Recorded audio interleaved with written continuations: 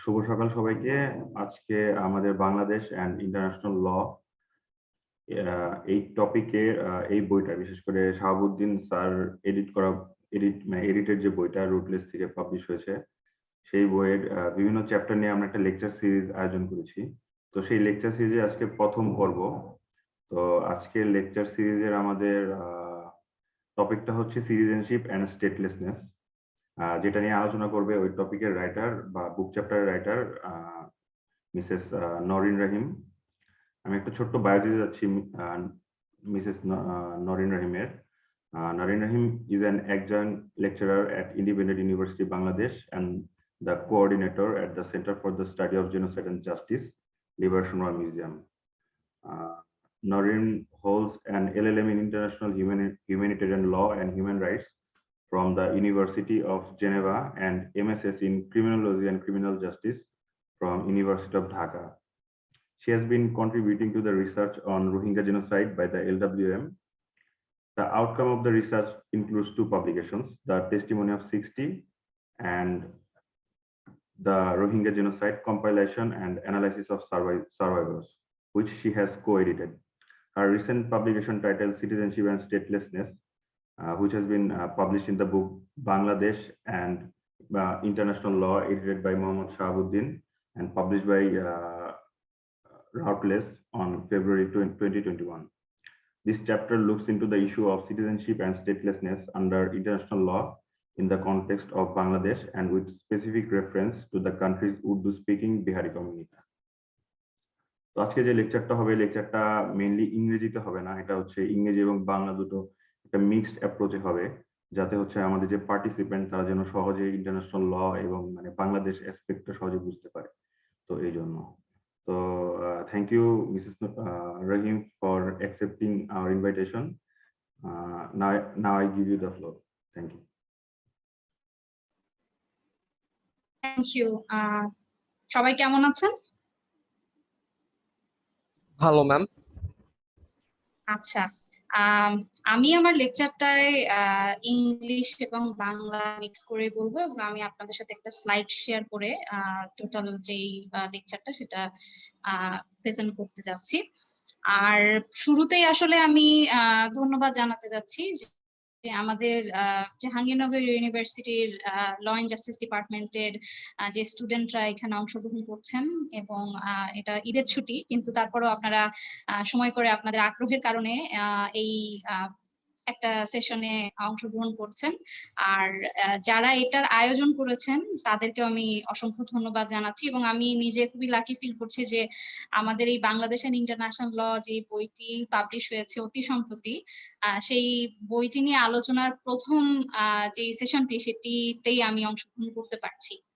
আমি এই কারণে আমাদের এই বইটির যিনি এডিটর শাহাবুদ্দিন স্যার, আপনারা প্রায় সকলেই চেনেন তাকে, তার প্রতিও কৃতজ্ঞ, কারণ আপনাদের মতোই আমরাও ইয়াং স্কলার এবং আমরা কিন্তু এই সুযোগগুলো আসলে বাংলাদেশের প্রেক্ষাপটে সেরকম ভাবে পাই না, কিন্তু শাহাবুদ্দিন স্যার কিন্তু আমাদের এই সুযোগটি করে দিয়েছেন এবং আস্তে আস্তে কিন্তু আমাদের এই পরিবর্তনটি আসছে যে নতুন বা আমাদের প্রজন্মের যারা আছি তারা এই ধরনের সুযোগগুলো পাচ্ছি এবং আমাদের যে ইন্টেলেকচুয়াল ক্যাপাসিটি গুলো সেগুলো প্রেজেন্ট করার সুযোগ পাচ্ছি ইন্টারন্যাশনাল কমিউনিটিতে।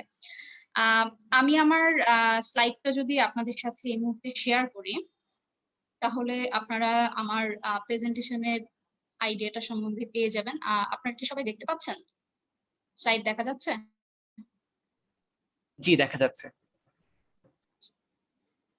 আমার এই পুরো লেকচারটির সময় আমি যে যে বিষয়গুলো নিয়ে আলোচনা করব সেগুলো সম্বন্ধে আপনাদের অবশ্যই কোনো প্রশ্ন থাকবে বা কোনো কমেন্ট থাকবে, অবশ্যই সেগুলো নেব। আমাদের আশা করছি আমি এই লেকচারটি 30 মিনিটের হবে এবং তারপরে আমি প্রশ্ন পর্বে আপনাদের এই প্রশ্নের উত্তরগুলো দেওয়ার চেষ্টা করব। যেমনটা রাতুল আপনাদেরকে বলছিল, আজকের যে টপিকটা সেটা হচ্ছে সিটিজেনশিপ এন্ড স্টেটলেসনেস এবং সেটা আসলে আন্তর্জাতিক আইনে কিভাবে ব্যাখ্যা করা হয়েছে এবং বাংলাদেশের ইস্যুটি কিভাবে সামঞ্জস্যপূর্ণ হিসেবে প্রতীয়মান হয়েছে। সেটি আমার আলোচনার আজকের মূল বিষয়। আমাদের এই প্রেজেন্টেশনটি যদি আপনারা লক্ষ্য করেন তাহলে দেখবেন এখানে কিছু কিছু জিনিস মোটামুটি হয়তো আপনাদের চেনা, আবার অনেকেরই অচেনা, কারণ আমি ধারণা করে নিচ্ছি আপনাদের এখানে যারা আছেন তারা হয়তো ইন্টারন্যাশনাল রেফিউজি ল সেরকম ভাবে ইন ডেপথে এখনো পড়াশোনার সুযোগ হয়নি। সামনে হয়তো আপনারা এগুলো নিয়ে পড়াশোনা করবেন। এই পুরো প্রেজেন্টেশনে আসলে ইন্টারন্যাশনাল রেফিউজি ল এবং ইন্টারন্যাশনাল হিউম্যান রাইটস ল দুইটি বিষয় আসছে, এবং সেখানে কনস্টিটিউশনাল গ্যারান্টিজ গুলো নিয়েও আলোচনা হবে। শুরুতেই আমরা এই প্রেজেন্টেশনে যে বিষয়গুলো দেখতে পাবো সেটা হচ্ছে যে কিছু কোর প্রিন্সিপাল আছে এই আলোচনাকে ঘিরে, সেগুলো সম্বন্ধে আমরা একটা স্বচ্ছ ধারণা পাবো। এরপরে আমরা ন্যাশনালিটি বলতে কি বুঝি বা সিটিজেনশিপ বলতে কি বুঝি সেটা সম্বন্ধে আমরা একটা ধারণা পাচ্ছি। তারপরে আমরা চলে যাব যে এই স্টেটলেসনেস, বাস্তুচ্যুত হওয়া, এই বিষয়টি আসলে কি, এবং সেটার সাথে আসলে বাংলাদেশের ইস্যুটি কতটা প্রাসঙ্গিক। এবং তারপরে আমরা এই প্রসঙ্গক্রমেই আমাদের দেশে বসবাসকারী যে উর্দু স্পিকিং মাইনরিটি আছে, যাদেরকে আমরা বিহারি হিসেবে সাধারণত জেনে থাকি, তাদের বিষয়টি সম্বন্ধে আমরা জানবো, এবং তাদের নাগরিকত্ব বাস্তবায়নের বিষয়টিও এখানে আলোচিত হবে। তারপরে হচ্ছে এই নাগরিকত্ব বা আমরা যদি বলি যে আমাদের যে সিটিজেনশিপ ল গুলো আছে বাংলাদেশে, সেগুলো আসলে কিরকম এবং কতটা আসলে চ্যালেঞ্জিং এই ধরনের কমিউনিটিকে নাগরিকত্ব দেওয়ার ক্ষেত্রে, সেই জিনিসগুলো আমরা দেখব। এবং কিছু ভার্ডিক্ট নিয়েও আমাদের এখানে আলোচনা আছে, এবং সেই সাথে সামনে এই নাগরিকত্ব নিয়ে যে আইনগুলো আছে বাংলাদেশে, সেগুলোর বর্তমান প্রেক্ষাপটের প্রেক্ষিতে আসলে ভবিষ্যতে এই ধরনের আমরা কি কি ধরনের চ্যালেঞ্জ ফেস করতে পারি সেটা আমরা দেখব। আপনাদের এর আগেও বলেছি যে বাংলাদেশ এন্ড ইন্টারন্যাশনাল লয়ে মূলত আমি এই সিটিজেনশিপ এবং স্টেটলেসনেস এই দুটো বিষয় নিয়ে আমার বুক চ্যাপ্টারে আলোচনা করেছি, সেটার আলোকেই কিন্তু আজকের প্রেজেন্টেশনটি। শুরুতেই আমরা দেখব যে কিছু রেলেভেন্ট প্রিন্সিপাল আছে যেগুলো হয়তো আমরা আজকে নতুন শুনছি, সেই বিষয়গুলোর সাথে আমরা একটু পরিচিত হয়ে নিই আগে, তাহলে আমাদের পরবর্তী যে আলোচনার বিষয়বস্তু সেটা বুঝতে অনেকটা সুবিধা হবে। একটা হচ্ছে জাস্ট সলি। জাস্ট সলি হচ্ছে মূলত এই টার্ম গুলো সাধারণত ল্যাটিন হয়, আমরা সবাই জানি, আমরা ল স্টুডেন্ট। এই ল্যাটিন টার্মটি মূলত এসছে যে সেই সময়কার যে নিয়ম কানুন বা যে ধরনের আইনগুলো ছিল, সেটা হচ্ছে যে ভূখণ্ডের যে আইনগুলো, সেটাই আর কি প্রথম দিকে বোঝাতো জাস্ট সলি দিয়ে, কিন্তু পরবর্তীতে এটা আরেকটু ইমপ্রোভাইজ করে তখন সেটাকে সিটিজেনশিপের সাথে সামঞ্জস্য তৈরি করা হয়েছে। এবং এই জাস্ট সলি মানে হচ্ছে যে একজনের সিটিজেনশিপ যে কিনা এই ভূখণ্ডে জন্মগ্রহণ করার কারণেই ন্যাশনালিটিটা গেইন করেছে, ঠিক আছে। আর জাস্ট স্যাঙ্গুইনি এটা যেটা আছে সেটা হচ্ছে যে যখন এই ভূখণ্ডে কোনো ব্যক্তি তার বাবা মা বা তার পূর্বপুরুষদের কারণে সিটিজেনশিপ গ্রহণ করে থাকে। তো দুইটা কিন্তু ভিন্ন বিষয়। এক হচ্ছে জাস্ট সলি হচ্ছে যখন একজন ইন্ডিভিজুয়াল তার নিজস্ব মানে জন্মগ্রহণ করার কারণে সেই ভূখণ্ডের একজন হিসেবে গণ্য করা হয়। আর জাস্ট স্যাঙ্গুইনিস যেটি আছে সেটি হচ্ছে তার পিতামাতার নাগরিকত্ব বা তার পূর্বপুরুষের এক্সিস্টেন্সের কারণে সেই যে রাইট গুলো পেয়ে থাকে সেটি হচ্ছে জাস্ট স্যাঙ্গুইনি। এটা ছাড়া আরেকটা ইম্পর্টেন্ট বিষয় আছে, সেটা হচ্ছে প্রিন্সিপাল অফ নন রিফর্মা। এটা ইন্টারন্যাশনাল রেফিউজিলার খুবই গুরুত্বপূর্ণ একটি বিষয়।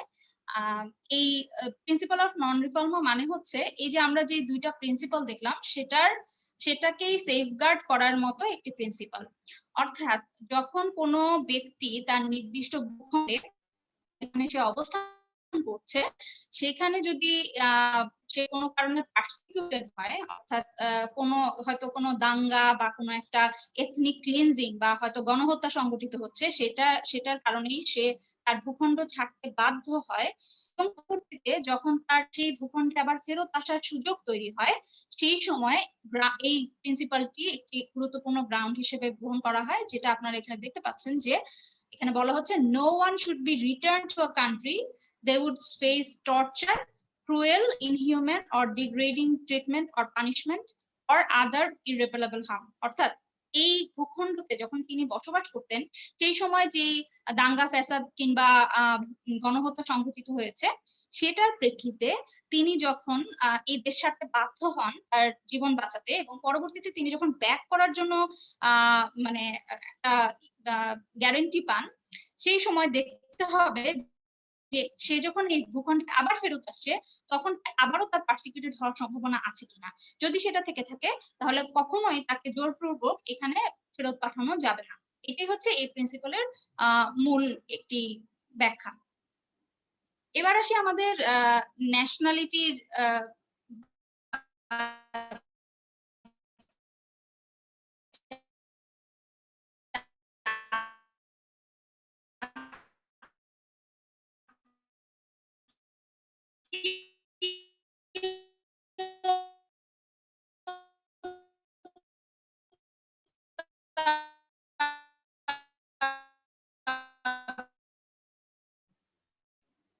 আপনারা কিন্তু একটু বলবেন আমাকে যদি কথা কেটে আসে। এখন হচ্ছে একটু কেটে গেছিল, মানে লাস্ট 30 আচ্ছা সেকেন্ড। আচ্ছা, আমি দেখতে পাচ্ছি যে একটু একটু আনস্টেবল হয়ে গেছে। আচ্ছা, যেটা দিয়ে কথা বলছিলাম যে ন্যাশনালিটির বিষয়টি, আমাদের এই নতুন রাষ্ট্র বা কোনো একটি রাষ্ট্রে যে জাতিরা বসবাস করছে তাদেরকেই যে জাতীয়তা প্রদান করা হয় সেটাই হচ্ছে ন্যাশনালিটির মূল কথা। এবং ন্যাশনালিটির ব্যাখ্যা কিন্তু বিভিন্ন আইনে বিভিন্নভাবে করা হয়েছে। আর এই ন্যাশনালিটির মানে পূর্ব শর্ত যেটা, সেটা হচ্ছে একটি নির্দিষ্ট সোভরেন স্টেট থাকতে হবে। এখন আমাকে আপনাদের মধ্যে কে বলতে পারবেন যে আমরা একটা কনভেনশনের কথা পড়েছি, মন্টিভিডিও কনভেনশন, সেখানে কিন্তু এই সোভরেন স্টেটের একটা আইডিয়া দেওয়া হয়েছে। আপনারা কি কেউ বলতে পারবেন যে এটা সেখানে কি কি রিকোয়ারমেন্টের কথা বলা হয়েছে যে একটা সোভরেন স্টেটের ক্ষেত্রে থাকা প্রয়োজন? কেউ বলেন।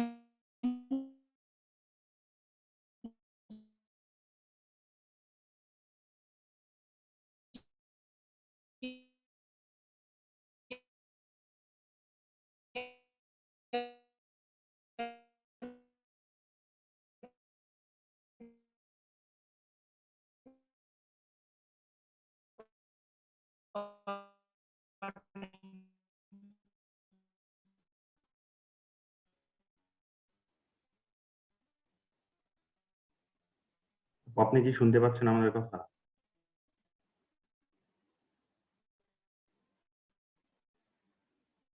আপনি কি শুনতে পাচ্ছেন আমাদের কথা?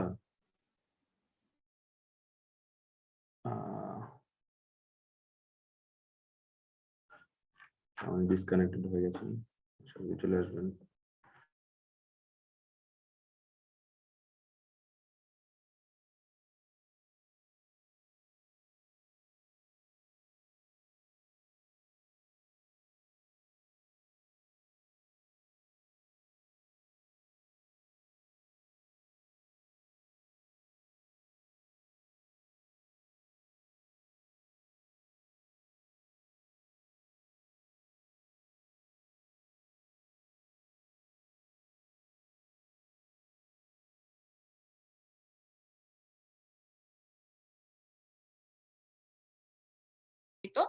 বাট যেটা আমি বলছিলাম যে আমাদের এই মন্টিভিডিও কনভেনশন, সেখানে মূলত হচ্ছে আমাদের যেই আন্তর্জাতিক আইন রয়েছে সেখানে একটি সোভরেন স্টেট হওয়ার জন্য কি কি বিষয় গুরুত্ব পায়, এবং সেই সাথে গভর্নমেন্ট একটা গভর্নমেন্ট ফর্ম করার জন্য, একটা ইফেক্টিভ গভর্নমেন্ট তৈরি করার জন্য যে যে রিকোয়ারমেন্টস গুলো ফলো করা উচিত আন্তর্জাতিক আইনের প্রেক্ষিতে, সেটা কিন্তু সেখানে ব্যাখ্যা করা হয়।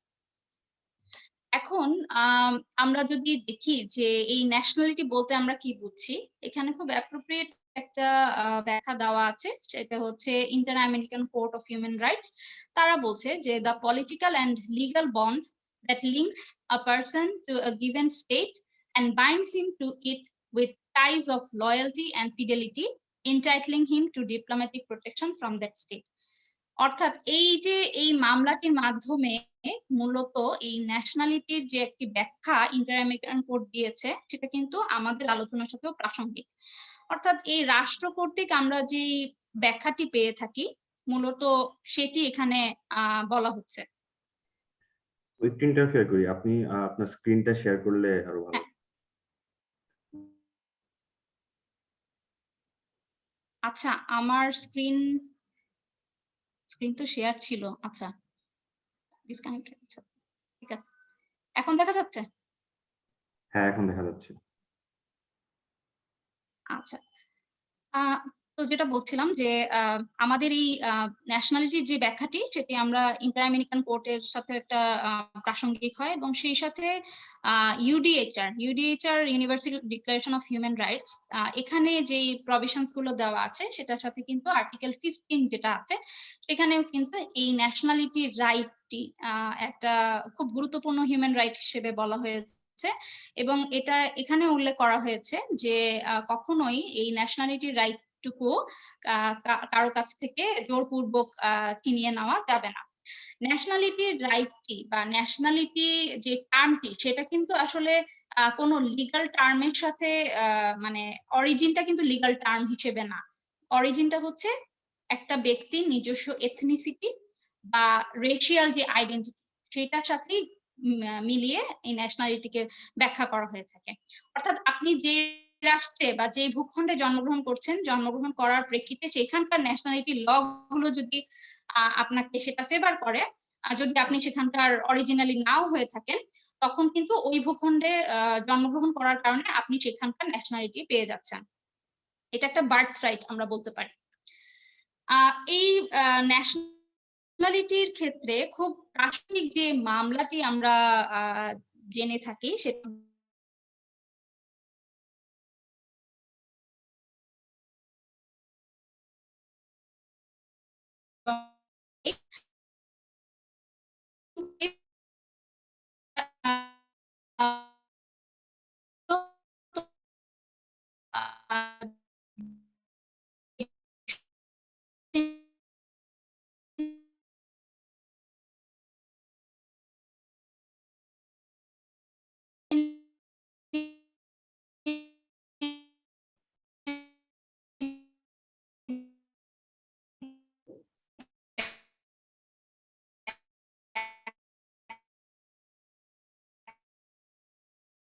নিজ ছোট একটা রাষ্ট্র, সুইজারল্যান্ড জার্মানির কাছাকাছি একটা ছোট্ট রাষ্ট্র আছে, সেই রাষ্ট্রের নাগরিকত্বের জন্য তিনি প্রার্থনা করেন। এবং তারপরে মানে এলো কিন্তু অনেক জায়গায় গেছেন।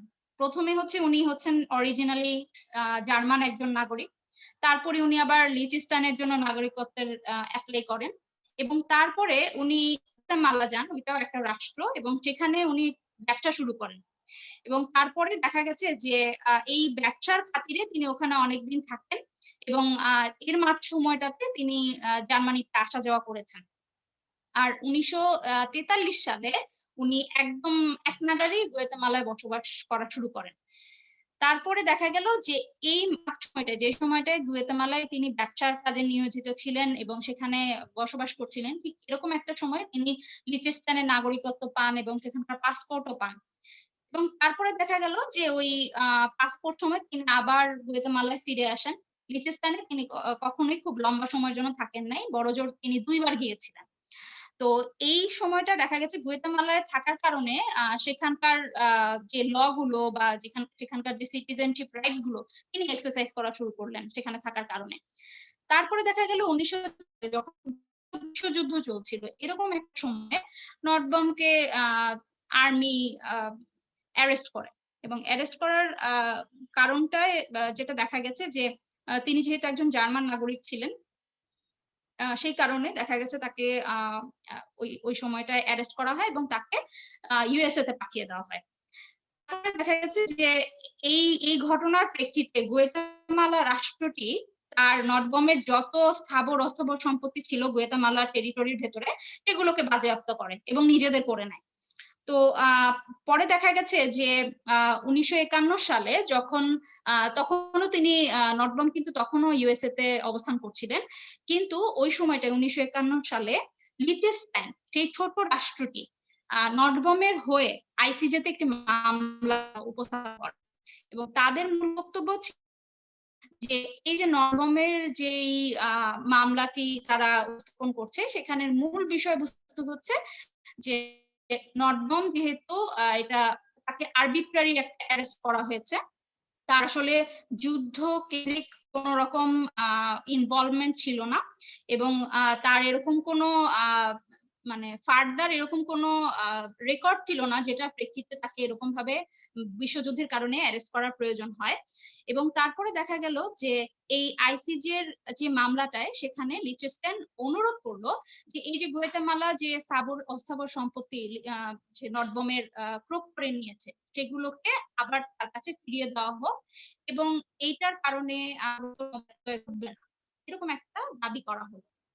এবং তখন আইসিজে এর এই মামলাটির মাধ্যমে যে বিষয়টি উঠে আসলো, গুয়াতেমালার এগেইনস্টে লিচেস্টাইন যে মামলাটি উপস্থাপন করেছিল সেখানে বলা হচ্ছে যে কোন রাষ্ট্র নাগরিকত্ব দিতে পারে, বাট কূটনৈতিক সুরক্ষা দিতে পারে যার সাথে তার প্রকৃত যোগসূত্র আছে বা ইফেক্টিভ ন্যাশনালিটি আছে। এবং সেখানে এই মামলাটির মাধ্যমে উঠে আসলো যে ইফেক্টিভ ন্যাশনালিটির যে বিষয়টা, অর্থাৎ যেই রাষ্ট্রে আমার একাধিক রাষ্ট্রের নাগরিকত্ব থাকতেই পারে, কিন্তু ইফেক্টিভ ন্যাশনালিটি আমার একমাত্র সেই রাষ্ট্রের সাথে আছে যেই রাষ্ট্রে আমার মূলত মেইন যোগসূত্র আছে, অর্থাৎ আমি এই রাষ্ট্রটাতে সবচেয়ে বেশি সময় ধরে থেকেছি বা এখানকার সিটিজেনশিপ রাইট গুলো আমি সবচেয়ে বেশি এক্সারসাইজ করেছি। এইটাই হচ্ছে এই ডক্ট্রিন অফ ইফেক্টিভ ন্যাশনালিটির একটি মূল বক্তব্য। সেটাই কিন্তু এই মূলত এই কেসের মাধ্যমে উঠে এসেছে। আচ্ছা, তারপরে যদি দেখি আমাদের যেই সিটিজেনশিপ যে বিষয়টি নিয়ে আলোচনা করছে, সেটা হচ্ছে যে এতক্ষণ আমরা নাগরিকত্ব নিয়ে করলাম, এখন হচ্ছে জাতীয়তা। সরি, আমরা হচ্ছে জাতীয়তা নিয়ে কথা বললাম, এখন হচ্ছে মূলত নাগরিকত্বের বিষয়টি। নাগরিকত্বটা কি? সেটা হচ্ছে এটা একটা লিগ্যাল স্ট্যাটাস, অর্থাৎ আপনি যে দেশেরই নাগরিক হন না কেন, জাতীয়তা সম্পন্ন হন না কেন, নাগরিকত্ব কিন্তু আপনি অনেক জায়গায় নিতে পারবেন, সেটাতে কোনো সমস্যা হবে না। ইভেন এই ন্যাশনালিটির কথাও যেটা বলেছি সেটা যদিও সেটা বার্থ রাইট, কিন্তু তারপরেও কিন্তু এইটাও আপনি অনেক সময় রাষ্ট্রের যদি সেরকম ভাবে ইচ্ছা জাগে তাহলে তারাও কিন্তু আপনাকে সেরকম অফার দিতে পারে। আমি উদাহরণস্বরূপ বলতে পারি 1947 এ যখন পার্টিশনটা হলো, ওই সময়টায় কিন্তু এই ইন্ডিয়ান সাবকন্টিনেন্টে যারা অবস্থান করছিল, পাকিস্তানি, ভারতীয় এবং সকলে, তাদেরকে কিন্তু এই অপশনটা দেওয়া হয়েছিল যে তুমি কি পাকিস্তানি নাগরিকত্ব নিতে চাও বা জাতীয়তা নিতে চাও, নাকি তুমি হচ্ছে বাংলা ইন্ডিয়ান নাগরিকত্ব নিতে চাও, এরকম কিন্তু অপশন দেওয়া হয়েছিল। এবং সেভাবে কিন্তু এই ইন্ডিয়ান সাবকন্টিনেন্টের যারা অধিবাসী ছিলেন তারা কিন্তু দুই ভাগে বিভক্ত হয়ে গেছেন। এবং এইটা করার সময় কিন্তু এই রায়ট যেটা হয়েছিল পার্টিশনের সময়, সেটা কিন্তু হয়েছিল, এবং এইটার ফলশ্রুতিতে এই যে বিহারীদের যে বাংলাদেশে আগমন, সেই বিষয়টি আমরা পরবর্তীতে দেখতে পাবো। সিটিজেনশিপের কথায় যদি আসি, সিটিজেনশিপ অবশ্যই একটি লিগ্যাল স্ট্যাটাস, এবং এইটা হচ্ছে ন্যাশনালিটির উপর বেস করে এই সিটিজেনশিপ স্ট্যাটাসটা দেওয়া হয়। অর্থাৎ আপনি যেই ভূখণ্ডের ন্যাশনাল, অর্থাৎ ধরেন আপনি এখন বাংলাদেশের ন্যাশনাল হওয়ার সুবাদে আপনি যেসব দায়িত্ব এবং যেসব অধিকার আপনি রাষ্ট্র কর্তৃক পাবেন সেগুলোকে বলা হয় সিটিজেনশিপ রাইটস। হ্যাঁ, তো এটাই কোর একটা লিগ্যাল স্ট্যাটাস, যেটা কিনা আমরা বলছিলাম ন্যাশনালিটির ক্ষেত্রে এটা আপনার এথনিসিটি বা আপনার অরিজিন সেটাকে ডিফাইন করছে, বাট সিটিজেন ক্ষেত্রে আপনি কি কি লিগ্যাল রাইটস এন্ড রেমিডিস পেতে পারেন। এবং এই অবশ্যই এই সিটিজেনশিপ একটা স্টেট কর্তৃক বলা হয়ে থাকে, এবং এই স্টেট কর্তৃক যে সিটিজেনশিপ দেওয়া হয় সেটা হতে পারে জন্মগতভাবে একজন ব্যক্তি পেয়ে গেছেন, অথবা ন্যাচারালাইজেশন যে প্রক্রিয়াটা হয়, ওই যে বাবা মার কারণে পেয়েছি, বা হয়তো আমার স্বামী বা স্ত্রী সেখানে অবস্থান করছেন সেটার প্রেক্ষিতে আমি পেয়েছি, এইরকম ঘটনাগুলো যে ঘটে থাকে সেটার প্রেক্ষিতে সিটিজেনশিপ দেওয়া হয়। আর এটা ছাড়া আমাদের যে ইউডিএইচআর আছে, universal declaration of human rights, সেইখানে কিন্তু ন্যাশনালিটি নিয়ে আপনারা দেখেছেন একটু আগে এটা নিয়ে আলোচনা হয়েছে, কিন্তু এই সিটিজেনশিপ নিয়ে কিন্তু ইউডিএইচআর সেরকম ভাবে এক্সপ্লিসিটলি কিছু বলে নাই। আর সিটিজেনশিপ আক্ষরিক অর্থে খুবই ন্যারোয়ার একটা কনসেপ্ট ন্যাশনালিটির সাথে যদি আমরা তুলনা করে থাকি।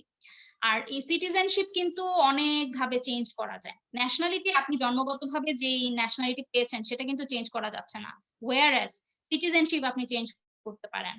অনেক সময় বিভিন্ন রাষ্ট্রের এরকম যে নিয়মগুলো থাকে, কোনো রাষ্ট্রে একটানা 10 বছর থাকলে আপনি সিটিজেনশিপের জন্য এপ্লাই করতে পারছেন।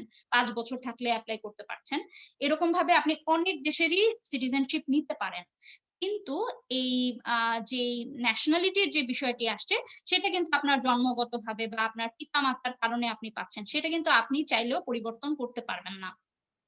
আর এখানে আরেকটা বিষয় হচ্ছে কোনো রাষ্ট্র চাইলে ডুয়াল সিটিজেনশিপ অ্যাকসেপ্ট করতে পারে। যেমন বাংলাদেশ।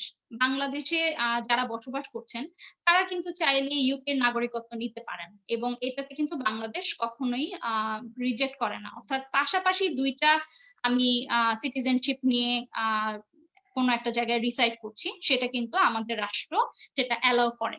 কিন্তু কোনো রাষ্ট্র করে না। হ্যাঁ? কোনো রাষ্ট্র হচ্ছে শুধু আমারই সিটিজেনশিপ তোমার থাকতে হবে। অন্য কোনো জায়গার তুমি সিটিজেনশিপ নিতে পারবা না। যদি নাও তাহলে আমার যে সিটিজেনশিপ তুমি বহন করছো সেটা ভয়েড হয়ে যাবে। এরকম একটা নিয়ম তৈরি করা হয়ে থাকে। আ এইখানে একটা গুরুত্বপূর্ণ বিষয় হচ্ছে যেহেতু আন্তর্জাতিক আইন সিটিজেনশিপটাকে খুব বেশি আ বিস্তৃতভাবে ডিফাইন করে না। সে কারণে বিভিন্ন রাষ্ট্র আসলে বিভিন্নভাবে এই সিটিজেনশিপের আইনটাকে ব্যাখ্যা করে। সিটিজেনশিপ কনসেপ্টটাকে ব্যাখ্যা করে। এই কারণে দেখা গেছে যে একেক কান্ট্রির সিটিজেনশিপের ডেফিনিশন একেক রকম এবং তারা নিয়মটাও একেক রকম ভাবে খাটায়। এবং সেটার কারণে বিভিন্ন নাগরিক কিন্তু ভুক্তভোগী হয়। কারণ যেই কোনো একটা রাষ্ট্রে আমি হয়তো পাশাপাশি ২ টা রাষ্ট্রের সিটিজেনশিপ নিতে চাচ্ছি। কিন্তু ২ টা রাষ্ট্রের ২ রকম নিয়ম। কোন রাষ্ট্রে ৫ বছর আমার থাকতে হবে, কোন রাষ্ট্রে আমার ওয়ার্ক পারমিট এবং ১০ বছর থাকতে হবে। তাহলে আমি সিটিজেনশিপ এর জন্য এপ্লাই করতে পারবো। সো এরকম ডিফারেন্ট সিচুয়েশন এর কারণে দেখা যায় যে যারা আসলে সিটিজেনশিপ এর জন্য এপ্লাই করে তারা খুব মুশকিলে পড়ে যায়। এই সিটিজেনশিপ বা ন্যাশনালিটি এই ২ টার অনুপস্থিতিতে যেই ধরনের ঘটনার উদ্ভব হয় সেটাই হচ্ছে স্টেটলেসনেস। এখন স্টেটলেসনেস কিন্তু আবার ২ ধরনের হতে পারে।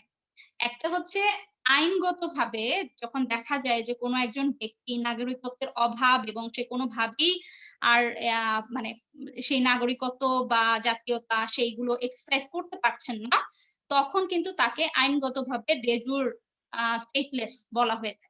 আর de facto স্টেটলেস যাদেরকে আমরা বলি তারা হচ্ছে মূলত আ আপাত দৃষ্টিতে তাদের মনে হচ্ছে যে তারা স্টেটলেস কিন্তু বিভিন্ন আইনের প্রয়োগ এবং ইন্টারন্যাশনাল কমিউনিটির ইন্টারফেয়ারেন্স এর ফলে তারা যে নাগরিকত্বটি হারিয়ে ফেলেছে সেটা আবার পুনরায় তারা পেতে পারে।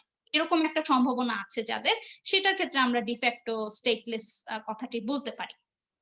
আর এই স্টেটলেসনেস বিষয়টিকে ডিফাইন করার জন্য যে আইনগুলো খুবই গুরুত্বপূর্ণ এবং যে আইনগুলো নিয়ে আসলে এই ব্যাখ্যাগুলো করা হয়েছে সেগুলোর মধ্যে একটা হচ্ছে 1951 convention relating to the status of refugees. আর এই কনভেনশনের মাধ্যমেই মূলত এগুলো হচ্ছে সবই ইন্টারন্যাশনাল রেফিউজি লয়ে আলোচিত যে আইনগুলো সেগুলো এখানে বলছি। 1951 যে কনভেনশন আছে সেই কনভেনশনের মাধ্যমে সাধারণত এই ধরনের স্টেটলেস যারা আছেন তারা রেফিউজি হিসেবে একটা গ্যারান্টি পান এবং তাদেরকে রেফিউজি টার্মে অভিহিত করা হয়ে থাকে যে রাষ্ট্রে তিনি অবস্থান করছেন। 1954 কনভেনশন যেটা সেইখানে কিন্তু এই এই সেম বিষয়গুলো নিয়ে আলোচনা করা হচ্ছে কিন্তু যেটা হয় যে এই 1954 এর কনভেনশনের মাধ্যমে হচ্ছে স্টেটলেস পারসন তারা হচ্ছে কিভাবে আসলে কি প্রক্রিয়ায় এই রেফিউজি স্ট্যাটাস থেকে বের হয়ে আসতে পারে এবং যেই রাষ্ট্রে তিনি অবস্থান করছেন পারসিকিউটেড হয়ে তারা আসলে কি বিষয় নিয়ে ডিল করতে পারে এই বিষয়গুলো নিয়ে এখানে এই 1954 এর কনভেনশনে ডিটেইলে আলোচনা করা হয়েছে, যেটা 1951 এর কনভেনশনে অনেক কিছু বাদ পড়ে গেছে সেগুলোই 1954 এ রিভাইজ করে বলা হয়েছে। 1961 এর যে কনভেনশন সেখানে বলা হয়েছে যে স্টেটলেসনেস এর যে রিডাকশন অর্থাৎ এই 1951 এবং 54 এ যে বিষয়গুলো রয়ে গেছে এবং সময়ের বিবর্তনে দেখা গেছে অনেক নতুন স্টেটলেস নিয়ে অনেক নতুন প্রবলেম গুলো ক্রিয়েট হচ্ছে সেইগুলো সমাধান করার জন্য কিন্তু 1961 কনভেনশনটাকে তৈরি করা হয়েছে। এবং ওই যে জন্মগতভাবে কেউ যদি স্টেটলেস হয়ে যায়, হয়তো সে এমন একটা টেরিটরিতে অবস্থান করছে যেখানে তার বাবা মা অলরেডি স্টেটলেস হিসেবে আছে, সেই ধরনের বিষয়গুলোকে তারা এখানে এই কনভেনশনের মাধ্যমে আলোচনা করে থাকে। আর এই যে এই স্টেটলেসনেস স্ট্যাটাসটা তখনই শেষ হয়ে যায় যেই মুহূর্তে সেই ব্যক্তি ওই যে ডক্ট্রিন অফ ইফেক্টিভ ন্যাশনালিটি, একটা লম্বা সময় ধরে একটা রাষ্ট্রে থাকার কারণে তার সাথে যে জেনুইন লিঙ্ক তৈরি হয়েছে সেটা গেইন করতে পারে, তাহলে কিন্তু স্টেটলেসনেস যে তকমাটা সেটা তার কাছ থেকে মুছে যায়। এখন আমরা যদি এই স্টেটলেসনেস এর যে কন্টেম্পোরারি অর্থাৎ সাম্প্রতিক সময়ে যে ঘটনাগুলো ঘটে যাচ্ছে সেগুলোর প্রেক্ষিতে যদি আমরা আলোচনা করি, তাহলে আমরা কি দেখতে পাচ্ছি? একটা হচ্ছে যে আমাদের এখনকার যে সাম্প্রতিক রোহিঙ্গা ইস্যুটা আসলে অনেকদিন ধরেই চলছে, বাট এই সিটিজেনশিপ আইনটাকে নিয়ে মিয়ানমারে যে রোহিঙ্গা কমিউনিটি যে বাস্তুচ্যুত হওয়ার যে ঘটনাগুলো এখন বাংলাদেশে তারা অবস্থান করছে এবং এই ধরনের জটিলতাগুলো, সেইটা একটা। আরেকটা হচ্ছে আসামের ইস্যুটা, আপনারা হয়তো অনেকেই অলরেডি জেনেছেন। এই আসামের যে ইন্ডিয়ায় যে তৈরি করা সিটিজেনশিপ অ্যামেন্ডমেন্ট অ্যাক্ট, সেটার ফলশ্রুতিতে যারা বাস্তুচ্যুত হতে যাচ্ছে, এই ধরনের সমস্যাগুলো একটা খুব ইম্পর্টেন্ট অ্যাসপেক্ট এখানকার স্টেটলেসনেস এর ক্ষেত্রে। আর আরেকটা হচ্ছে যে শামীমা বেগম আইসিসি যোগদান করার কারণে যার ইউকে সিটিজেনশিপ চলে যাচ্ছে, এরকম একটা যে আমরা ঘটনা পড়েছি বা জেনেছি, সেই বিষয়টা। এই তিনটা খুবই কন্টেম্পোরারি ইস্যু যেগুলো নিয়ে আমরা এখন আলোচনা করব। প্রথমে আসি আমাদের রোহিঙ্গা ইস্যুটা নিয়ে। এই রোহিঙ্গা ইস্যুটাতে কি মানে ঘটনাটা কি হয়েছিল সেটা যদি আমি খুব সংক্ষেপে বলি, একটা হচ্ছে যে মিয়ানমারে যে এক্সিস্টিং সিটিজেনশিপ ল গুলো আছে সেখানে এই 1982 যে সিটিজেনশিপ লটা, সেটাই কিন্তু মূলত রোহিঙ্গাদের সিটিজেনশিপ টাকে একদমই ক্লোজ করে ফেলেছে। কিন্তু তারও আগে যদি আমরা যাই, 1948 সালে ইউনিয়ন সিটিজেনশিপ অ্যাক্ট নামে একটা আইন ছিল মিয়ানমারে, বা তৎকালীন বার্মা যেটা আমরা বলি। সেখানে যেটা হয়েছে, এই আইনের মাধ্যমে 8টা এথনিক গ্রুপকে কিন্তু কমপ্লিটলি এই যে এক্সিস্টিং সিটিজেনশিপ অ্যাক্ট 1948 ছিল সেটাতে মানে ইন্ডিজিনাস রেস হিসেবে বলা হয়েছে, ইন্ডিজিনাস রেস অফ বার্মা এটা বলা হয়েছিল। সেই 8টা গ্রুপের মধ্যে কিন্তু মিয়ানমার রোহিঙ্গার কোনো এক্সিস্টেন্স ছিল না, শুরুতেই কিন্তু তারা বাতিল হয়ে গেছে। এবং পরবর্তীতে 1982 এর যে সিটিজেনশিপ লটা আছে সেখানে কমপ্লিটলি রোহিঙ্গার বিষয়টা ডিসক্লোজ করা হয়নি এবং তাদেরকে একদমই বাইরের নাগরিক হিসেবে বলে দেওয়া হয়েছে, এবং সেই কারণে কিন্তু প্রবলেমটা সূত্রপাতটা হয়। এবং তার পরবর্তীতে সবসময় তাদেরকে বলা হয়েছে তারা বাঙালি নাগরিক, এখানে রোহিঙ্গারা আসলে মিয়ানমারের অরিজিনালি না। এই কারণে হচ্ছে তাদের প্রবলেম গুলো ফেস করতে হয়েছে এবং পরবর্তীতে বিভিন্ন রকমের মিলিটারি অপারেশন দ্বারা তাদেরকে তাদের নিজস্ব ভূখণ্ড থেকে বের করে দেওয়া হয়েছে। তারা পারসিকিউটেড হয়ে বাংলাদেশে চলে এসেছে বা ইন্ডিয়ার অনেক প্রদেশে চলে গেছে। এরকম ঘটনা গত কয়েক দশক ধরে কিন্তু ঘটে যাচ্ছে। এবং এই ঘটনার কারণে কিন্তু এখন যারা মেকশিফট ক্যাম্পগুলোতে আছে তাদের কিন্তু অনেক ধরনের জটিলতা তৈরি হয়েছে। যেমন একটা ইম্পর্টেন্ট অ্যাসপেক্ট যদি আমরা বলি, যেটা আমি একটু পরে আলোচনা করবো যখন বাংলাদেশি ল গুলো নিয়ে কথা বলবো, একটা হচ্ছে যে এই যে ক্যাম্পগুলোর মধ্যে এই মুহূর্তে যেসব শিশুরা জন্মগ্রহণ করছে তাদের ন্যাশনালিটি আসলে কি। কারণ যদি আমরা মিয়ানমারের যুক্তি নেই তাহলে হচ্ছে তাদের বাবা মা হচ্ছে বাস্তুচ্যুত, তাদের এই মুহূর্তে স্ট্যাটাস হচ্ছে স্টেটলেস, এবং সেইখানে দেখা যাচ্ছে যে তারা যেহেতু বাংলাদেশি ভূখণ্ডে জন্মগ্রহণ করেছে তাহলে কিন্তু বাংলাদেশি আইন অনুসারে তাদের বাংলাদেশের নাগরিক হিসেবেই সেই নাগরিকত্ব পাওয়ার কথা। কিন্তু তারা কি আসলে পাচ্ছে বা তাদের কি আসলেই সেরকম গ্যারান্টি দেওয়া হচ্ছে? সেরকম কিন্তু কোনো গ্যারান্টি দেওয়া হচ্ছে না। কারণ বাংলাদেশের যুক্তি হচ্ছে যে না, তারা হচ্ছে মিয়ানমারের নাগরিক এবং তাদের বাবা মা হচ্ছে মিয়ানমারের, তো তারা হচ্ছে বাই প্যারেন্টস অর অ্যানসেস্টার্স তারা হচ্ছে এই নাগরিকত্বটা পেয়ে যাচ্ছে। আচ্ছা, তারপরে আসি আমাদের যে আসামের ইস্যুটা, এটা কি সেটা আমরা একটু দেখি। সেটা হচ্ছে এখন খুব রিসেন্টলি এই যে অ্যামেন্ড করা যে citizenship act, citizenship amendment act of India, এখানে যেটা বলা হচ্ছে যে বাংলাদেশ, পাকিস্তান আর আফগানিস্তান, এই তিনটা রাষ্ট্রের যেই সংখ্যালঘু যারা কমিউনিটি আছে, হিন্দু, খ্রিস্টান, বৌদ্ধ, কারণ এই তিনটা রাষ্ট্র পাকিস্তান, বাংলাদেশ আর আফগানিস্তান তিনটাই হচ্ছে মুসলিম সংখ্যাগরিষ্ঠ রাষ্ট্র, এবং সেখানে ডেফিনেটলি যারা সংখ্যালঘু আছেন তারা হচ্ছেন হিন্দু, খ্রিস্টান বা শিখ এরা। তো এরা যারা কিনা ইন্ডিয়ার টেরিটরিতে পারসিকিউটেড হয়ে 31শে ডিসেম্বর 2014 আগে এসেছিল ইন্ডিয়ান টেরিটরিতে পারসিকিউটেড হয়ে, তারাই শুধু এখানকার এই অ্যামেন্ডমেন্ট অ্যাক্টের মাধ্যমে নাগরিকত্ব পাবে। এখন প্রবলেম হচ্ছে 1971-এ যখন ইন্ডিয়াতে পারসিকিউটেড হয়ে আমাদের বাংলাদেশি জনগোষ্ঠী চলে গিয়েছিল, এবং তখন একটা রিপ্যাট্রিয়েশন অ্যাক্টের মাধ্যমে এই যারা ক্যাম্পগুলোতে অবস্থান করছিল, রেফিউজি ক্যাম্পগুলোতে, তাদেরকে কিন্তু আবার পরবর্তীতে ফেরত নিয়ে আসা হয় বাংলাদেশে। কিন্তু সবাই কিন্তু আসলে বাংলাদেশে ফেরত আসেনি, এসেছিল কিন্তু একটা নির্দিষ্ট সংখ্যার মানুষেরা, অনেকে কিন্তু সেখানে থেকে গিয়েছিল, তখনও তারা পারসিকিউটেড ফিল করছিল এবং তারা রিটার্ন করতে চায় নাই রাষ্ট্র আসতে বললেও।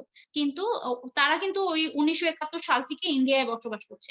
তার মানে এখন যেটা বলা হচ্ছে যে যদি এমন কোন মুসলিম থেকে থাকে বাংলাদেশের, ইস্ট পাকিস্তানের, তৎকালীন ইস্ট পাকিস্তানের, যারা 1971 সাল থেকে ওই ইন্ডিয়ান টেরিটরিতে বা আসামে অবস্থান করছে, তাহলে কিন্তু তারা বাস্তুচ্যুত হয়ে যাচ্ছে, বা সেখানকার অ্যামেন্ডমেন্ট অ্যাক্টের মাধ্যমে আসলে তাদেরকে কোন রকম নাগরিকত্বের সুবিধা দেওয়া হবে না।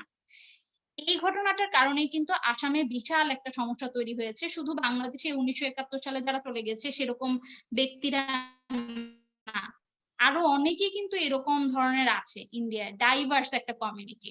তো সেই কারণে কিন্তু এই অ্যামেন্ডমেন্ট অ্যাক্টটা যেন বাতিল করা হয়, এবং এটা যে সংবিধানের সাথে সাংঘর্ষিক, এই বিষয়গুলো কিন্তু বলা হচ্ছে বারবার।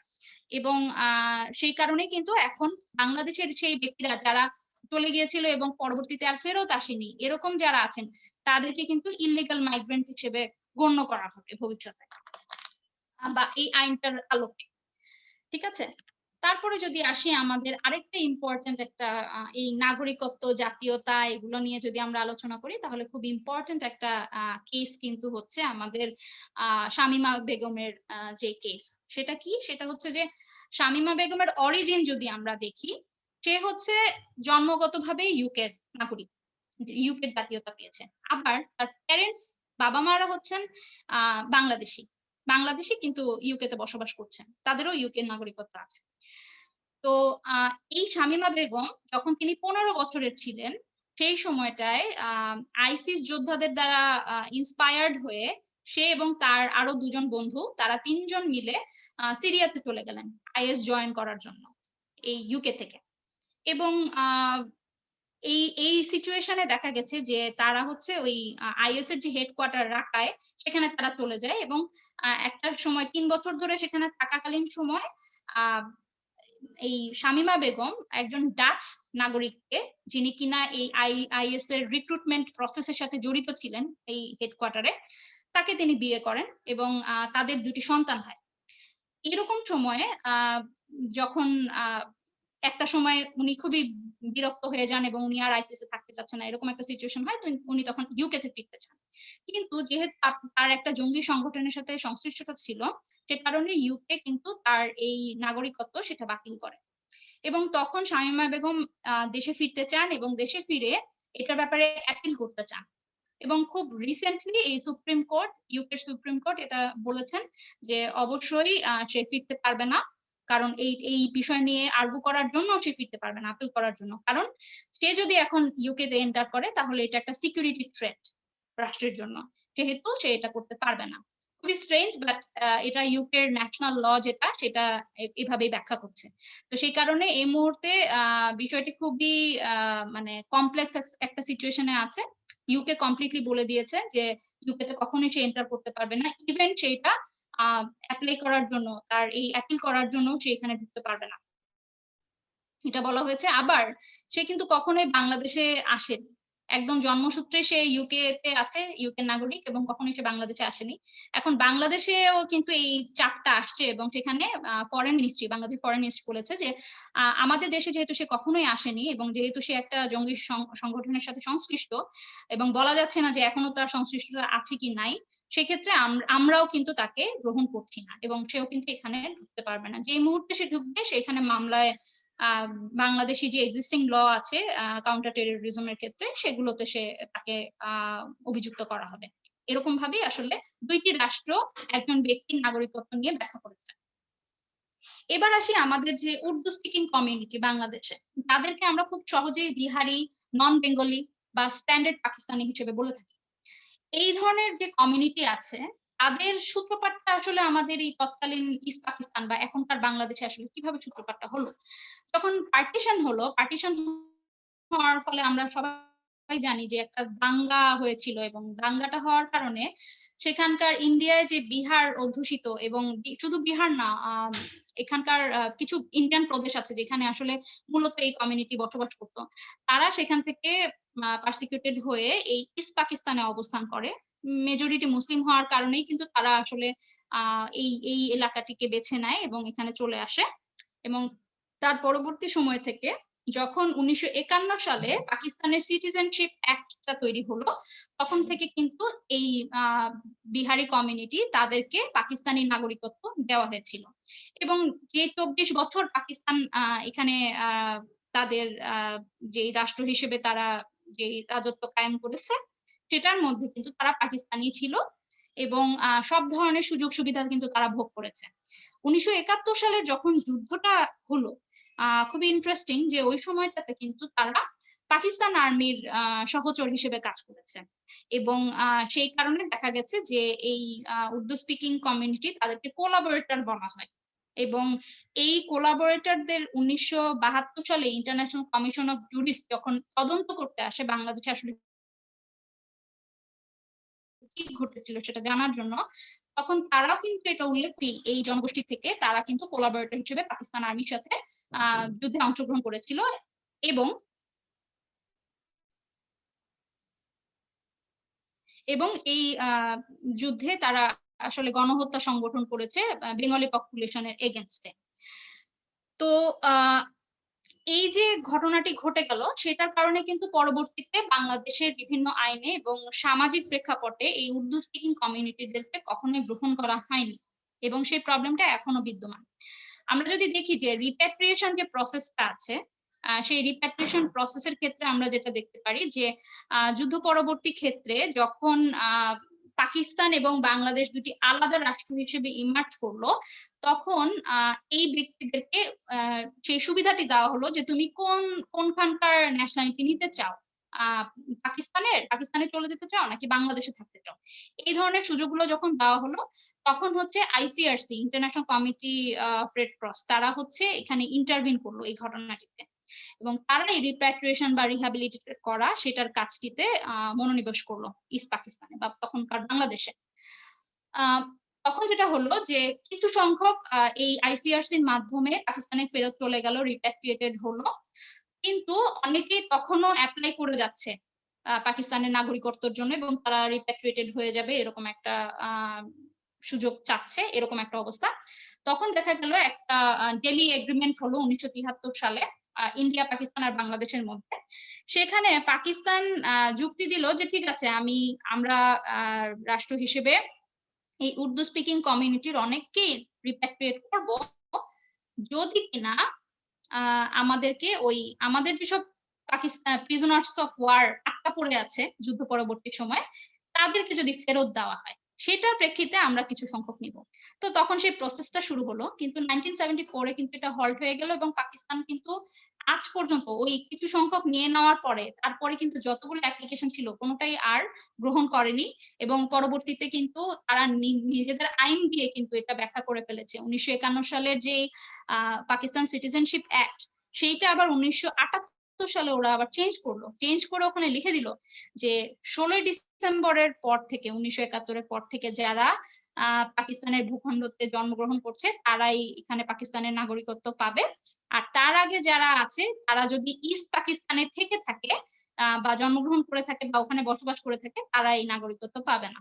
অর্থাৎ 78 এর আগ পর্যন্ত যেসব উর্দু স্পিকিং কমিউনিটির ইন্ডিভিজুয়ালসটা ওখানে চলে যেতে পেরেছে তারা গিয়েছে, কিন্তু এই যারা কিনা অ্যাপ্লিকেশন করেছিল বাট ওয়েট করছে তাদেরকে কিন্তু আর নেওয়া হয়নি। এই কারণে কিন্তু তাদেরকে স্ট্যান্ডার্ড পাকিস্তানি বলা হয়ে থাকে এবং তারা নিজ উদ্যোগে অনেক রকম চেষ্টা করেছে বিহারিরা যেন তারা পাকিস্তানে ফিরে যেতে পারে, এবং তাদের এখনো অনেকেরই ওই পাকিস্তানের প্রতি তাদের ভালোবাসা এবং তাদের ডেডিকেশন সেই জিনিসটা এখনো প্রকাশ পায়।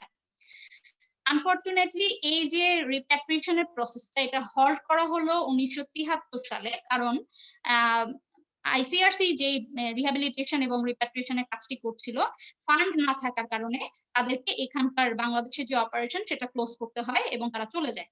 এবং পরবর্তীতে দেখা গেছে ইন্ডিয়ার একটা পাকিস্তানে একটা রিলাক্টেন্স আমরা দেখেছি, এবং পরবর্তীতে এই যে ক্যাম্পগুলো তৈরি করা হয়েছিল এই স্ট্র্যান্ডেড পাকিস্তানিদের জন্য সেখানেই তারা অবস্থান করতে থাকে।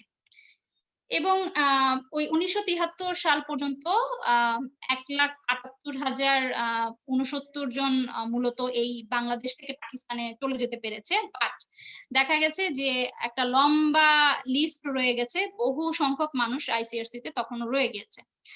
এবং এখন পর্যন্ত 116টা ক্যাম্প এন্টায়ার বাংলাদেশে আছে, শুধু ঢাকাতে না, ঢাকার বাইরেও কিন্তু এরকম অনেক ক্যাম্প রয়েছে, এবং সেই ক্যাম্পগুলোতে এই যারা বিহারি কমিউনিটির অধিবাসী তারা কিন্তু এখনো রয়েছেন এবং এই ক্যাম্পে কিন্তু তারা মানবেতর জীবনযাপন করছেন। আমরা এবার দেখি যে আমাদের যে বাংলাদেশি ল গুলো আছে আসলে কি সেই ল গুলো এই উর্দু স্পিকিং কমিউনিটির ক্ষেত্রে ফেভারেবল ছিল বা আছে, সেটা কিভাবে। এখন আমাদের যে নাগরিকত্ব এবং ন্যাশনালিটি নিয়ে যে আইনগুলো আছে সেগুলোর মধ্যে একটা তো অলরেডি বলেছি যে সিটিজেনশিপ অ্যাক্ট যে 1951 সেই পাকিস্তান আমলের যে আইনটা সেটা এখনো আছে। আর 1951 এর যে convention refugee status of refugees সেই কনভেনশনে কিন্তু বাংলাদেশ সিগনেটরি না। তাই এই যে যারা উর্দু স্পিকিং কমিউনিটি ছিল তাদেরকে কিন্তু রেফিউজি বলা যাচ্ছে না, কারণ যেহেতু বাংলাদেশ সিগনেটরি ছিল না তাদেরকে রেফিউজি হিসেবে বলা যায় না। ফরেনার্স অ্যাক্ট ছিল, ফরেনার্স অ্যাক্ট 1946, এটা এখনো আছে।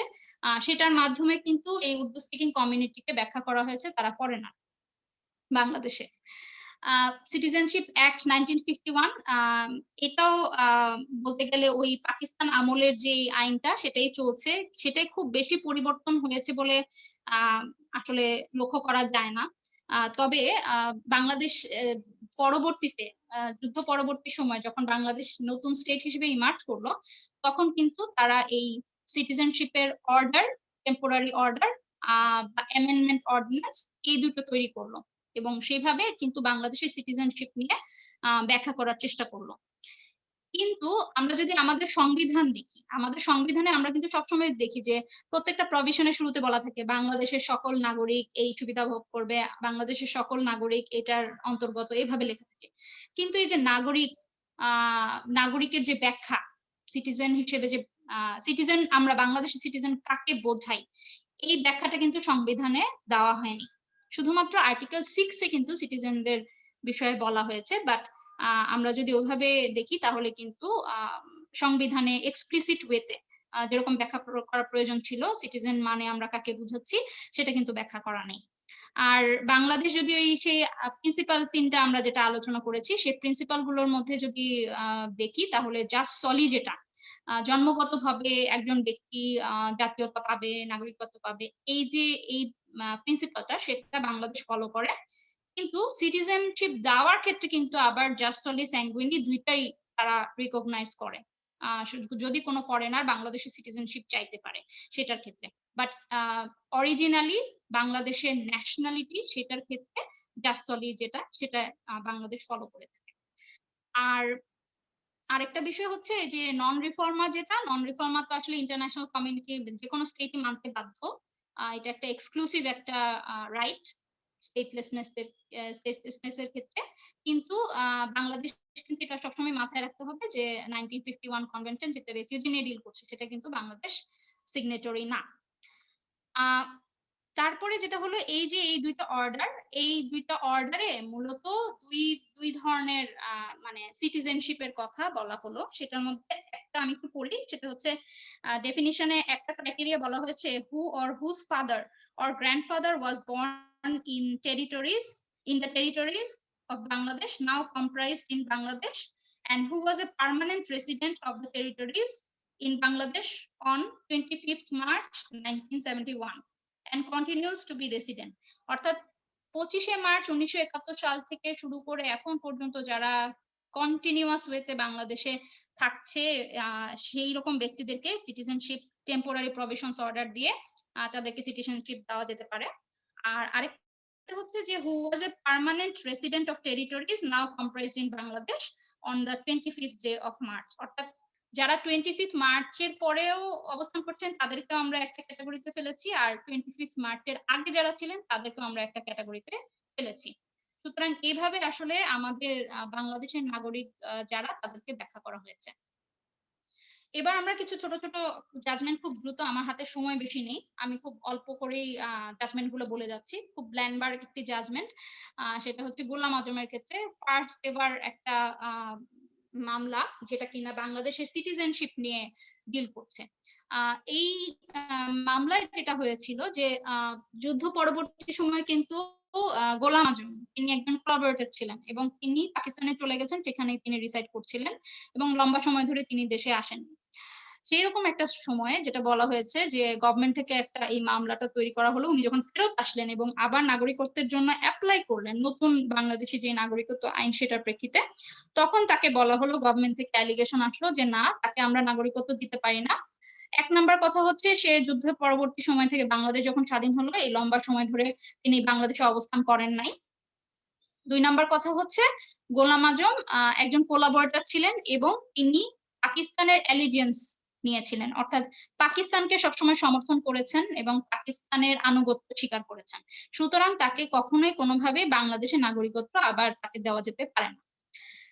তার পরবর্তীতে যেটা হলো যে এই মামলাটি অ্যাপিলেট ডিভিশন পর্যন্ত গড়ায় এবং অ্যাপিলেট ডিভিশনে যেটা বলা হয়েছে যে এই যে মামলাটি পরিচালনা করা হয়েছিল লোয়ার কোর্টে, সেই মামলাটি এখন সর্বোচ্চ পর্যায়ে এসে যেটি ব্যাখ্যা করা হলো যে হ্যাঁ, আমাদের যে এক্সিস্টিং যে সিটিজেনশিপ ল আছে সেটার প্রেক্ষিতে আসলে গোলাম আজমকে যেই বলা হচ্ছে যে অ্যালিজেন্স, পাকিস্তানের প্রতি অ্যালিজেন্স থাকার কারণে তার নাগরিকত্ব থাকবে না এবং তাকে নাগরিকত্ব দেওয়া যাবে না, এই কথার কোনো ভিত্তি নেই।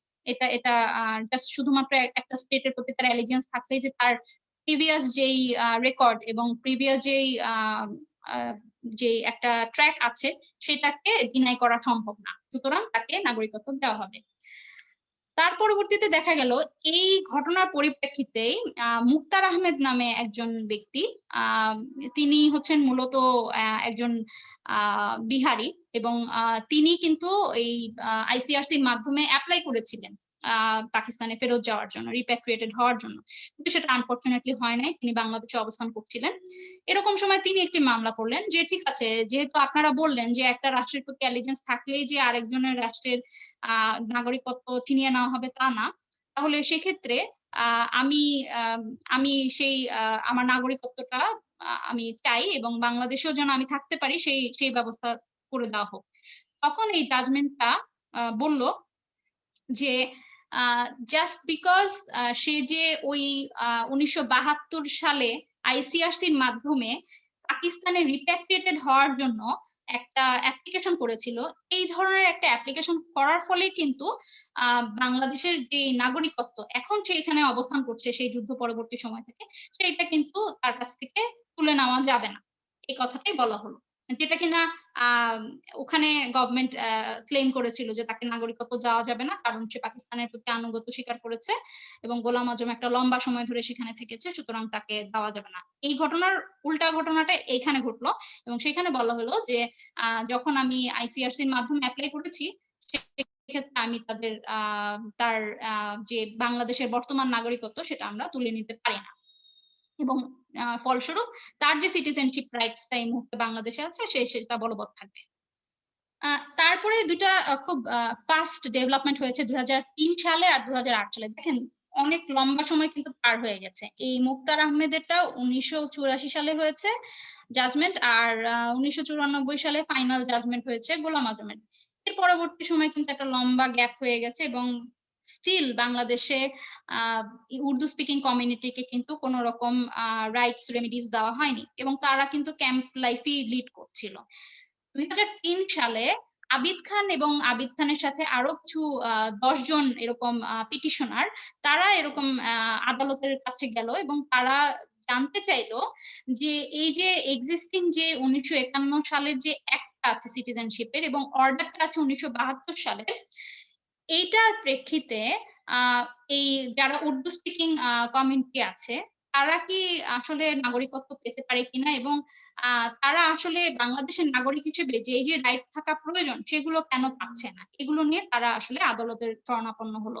পরবর্তীতে এই মামলায় বলা হলো যে অবশ্যই তারা এই যে বর্তমান ইলেকশন হতে যাচ্ছে এবং পরবর্তীতে যতগুলো ইলেকশন হবে বাংলাদেশের থাকার সুবাদে অবশ্যই তাদেরকে ভোটার হিসেবে গণ্য করা হবে এবং তারা অবশ্যই বাংলাদেশের যত ধরনের সিটিজেনশিপ রাইট সেগুলো এক্সারসাইজ করতে পারবে।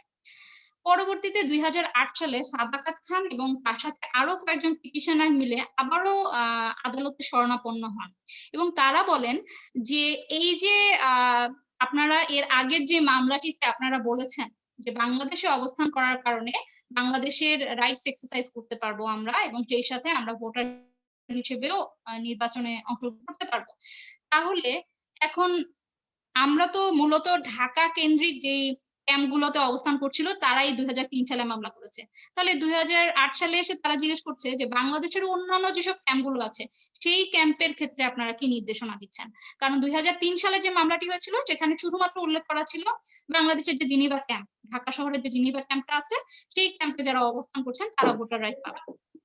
কিন্তু পরবর্তীতে 2008 সালে এই বিষয়টা নিয়ে কথা বলা হলো যে অন্যান্য ক্যাম্পের যারা ডুয়েলার আছে তাদের ক্ষেত্রে আসলে কিভাবে এই বিষয়টি দেখা হবে এবং তারা কেন রাইট পাবে না, এগুলো নিয়ে কথা বলা হলো এবং 2008 সালেই এই ল্যান্ডমার্ক জাজমেন্টের মাধ্যমে বলা হলো যে অবশ্যই তারা ভোটার রাইট পাবেন এবং এন্টায়ার বাংলাদেশে যে উর্দু স্পিকিং কমিউনিটি আছেন ডেফিনেটলি তারা বাংলাদেশে অবস্থান করার কারণে থাকার কারণে তারা বাংলাদেশের নাগরিক হিসেবে স্বীকৃতি পাচ্ছেন এবং সেই সাথে বাংলাদেশের সিটিজেনশিপ যে রাইট গুলো আছে তারা এক্সারসাইজ করতে পারবেন।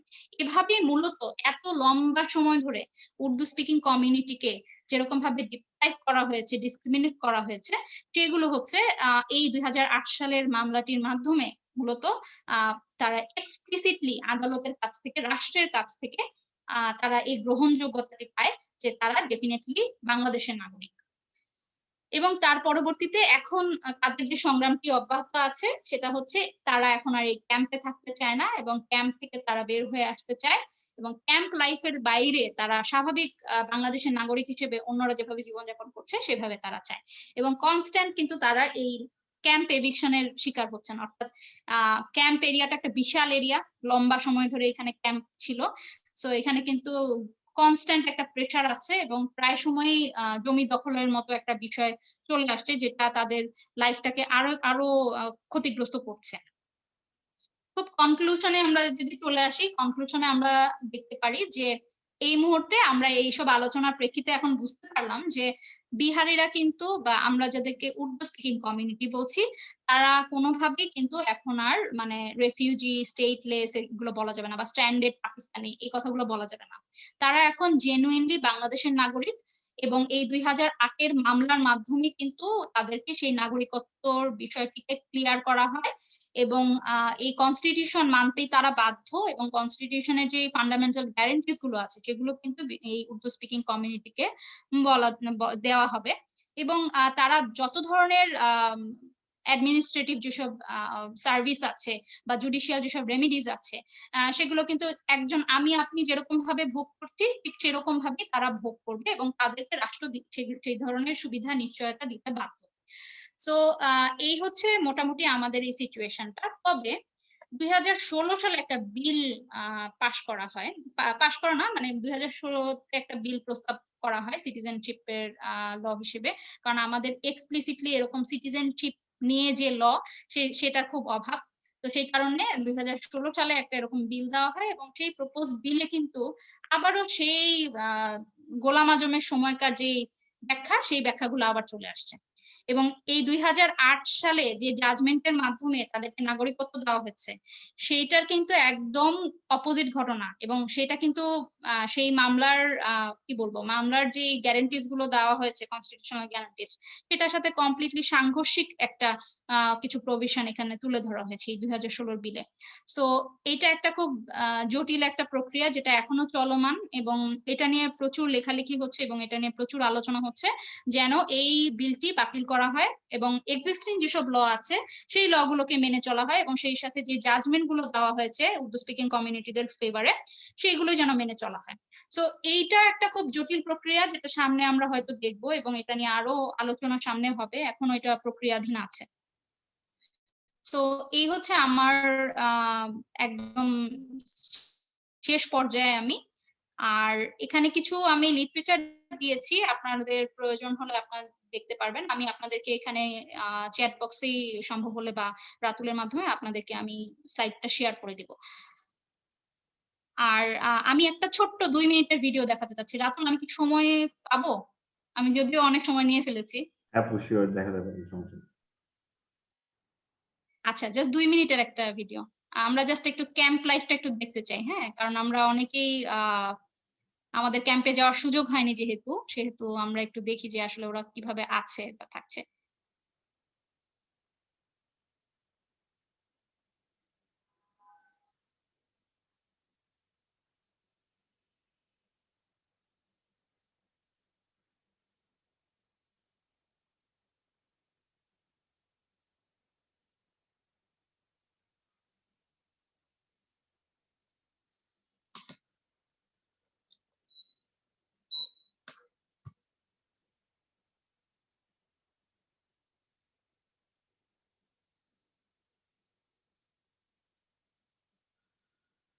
আপু, আমরা খুব সম্ভবত কোনো অডিও পাচ্ছি না ভিডিও থেকে।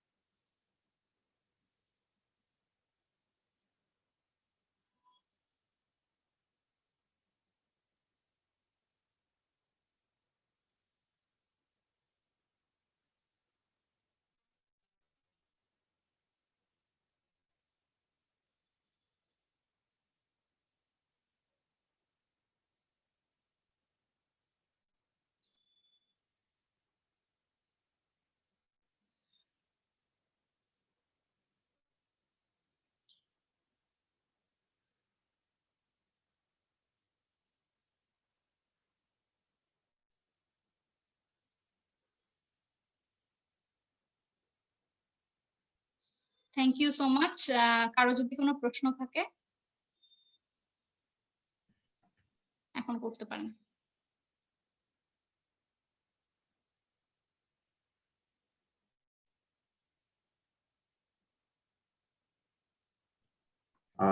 কারো দেখি কোনো প্রশ্ন নেই, তবে আমার একটা প্রশ্ন ছিল। সেটা হচ্ছে যে সিটিজেনশিপ বিষয়টা হচ্ছে ওয়েস্টার্ন ওয়ার্ল্ডে খুব একটা, মানে একটা, কি বলা যায়, যে একটা পলিটিক্যাল একটা ফেস নিয়ে নিয়েছে। যে সাধারণত কোনো একটা, মানে রাজনৈতিক দল, সেটা হোক ফার লেফট বা ফার রাইট, তারা হচ্ছে সিটিজেনশিপ এই ইস্যু বা স্টেটলেসনেস এই ইস্যুটাকে কেন্দ্র করে তার একটা বিশাল পরিমাণ ভোট ভোটের সময় তার একটা বেশ বড় পরিমাণ একটা প্রতিপত্ত, মানে জাহির করে বা ফেলে।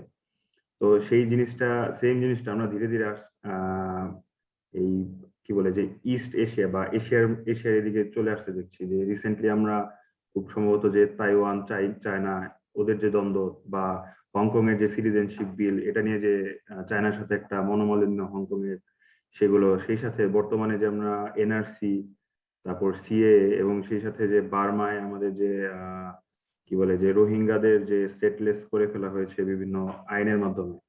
তারপর হচ্ছে এখন দেখা যাচ্ছে যে আপনার এই চ্যাপ্টারের মাধ্যমে জানতে পারলাম যে বাংলাদেশে একটা প্রপোজ বিল হয়েছে, যেটা কিনা মানে ওটা যদি কখনো অ্যাক্টে রূপান্তরিত হয়, তাহলে এটা হচ্ছে বিহারি যে বা নন বেঙ্গলি যে যে কি বলে যে বাংলাদেশি সিটিজেনশিপ যারা এখন ওই কেসের পরে, তাদের যে রাইট গুলো থাকবে বা তাদের যে সিটিজেনশিপটা থাকবে, সেটা তারা হারাবে। অ্যাটলিস্ট আমরা হচ্ছে মানে পিছনের দিকে হাঁটা শুরু করব। তো এটা কি আসলে একটা মানে রাজনৈতিক কোন একটা মানে পদক্ষেপের অংশ হিসেবে মানে দেখা যাবে এই জিনিসটাকে, যে কোন একটা এর দূরভিসন্ধি রয়েছে, নাকি জাস্ট একটা মানে আপনি মানে এটা একটা কি বলা যায় যে লকে একটা টুল হিসেবে ইউজ করা হচ্ছে to oppress or to repress? এটা আমার কোশ্চেন। আচ্ছা আচ্ছা প্রথমে আমি বাংলাদেশের ইস্যুটায় আসি, যে 2016 যে বিলের কথা বলা হচ্ছে। যেই গভর্নমেন্ট 2008 সালে এই উর্দু স্পিকিং কমিউনিটিকে একটা জাজমেন্টের মাধ্যমে সেই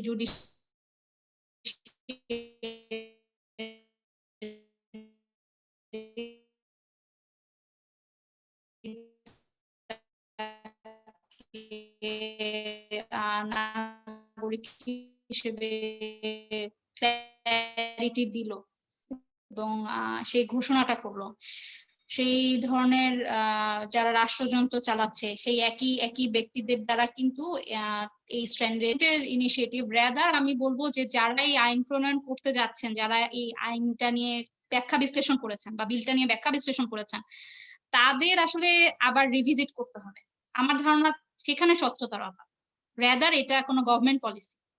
কারণ তারা যদি বিগত বছরের যে জাজমেন্ট গুলো আছে, যেগুলোতে একদম খুব জুডিশিয়ারি খুব স্ট্রংলি কন্ডেম করেছে, এবং তারা অলরেডি বলেছে যে এই আইন বা এই যে বর্তমানে যে আমাদের সংবিধান আছে, সেটার মাধ্যমে অবশ্যই তারা অন্য নাগরিকদের মতো বাংলাদেশের নাগরিক হিসেবে সকল ধরনের সুযোগ সুবিধা পাবে, ভোটিং রাইট পাবে।